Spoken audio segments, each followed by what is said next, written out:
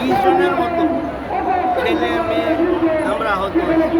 আমরা থানায় গেছি, কিন্তু দুঃখের বিষয় প্রথম দিন মামলা নেওয়া হয়, পরের দিন খুব চেষ্টা করি তারা আমাদের এখানে মামলা নিচ্ছে, কিন্তু মামলার কোনো নিষ্পত্তির দিকে আমরা আদৌ দেখি নেই। কোনো আসামি এখন পর্যন্ত গ্রেপ্তার করা হয়নি।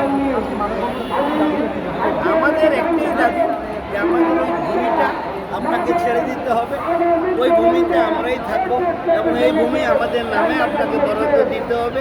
আর এই মামলাগুলো তুইলা একটা শান্তিপূর্ণ পরিবেশে আমাদের সাথে আলোচনা কইরা, যাতে সারা বাংলাদেশে হরিজনরা, যেহেতু তারা ভূমিহীন, তারা ভূমিপুত্র কিন্তু ভূমিহীন, আজকে তারা যদি তাদেরকে আপনি উচ্ছেদ করেন তারা কোথায় যাবে? আপনি 80,000 90,000 আশ্রয়ণ প্রকল্পে ভূমিহীনদের আশ্রয়ণ করতে আছে, সেখানে কি মাননীয় প্রধানমন্ত্রী আপনি বলতে পারবেন যে একটা হরিজনকে সেখানে আবাসন আপনি দিয়েছেন? কারণ 1997-তে আমরা মাননীয় প্রধানমন্ত্রীর সাথে একবার দেখা করেছিলাম।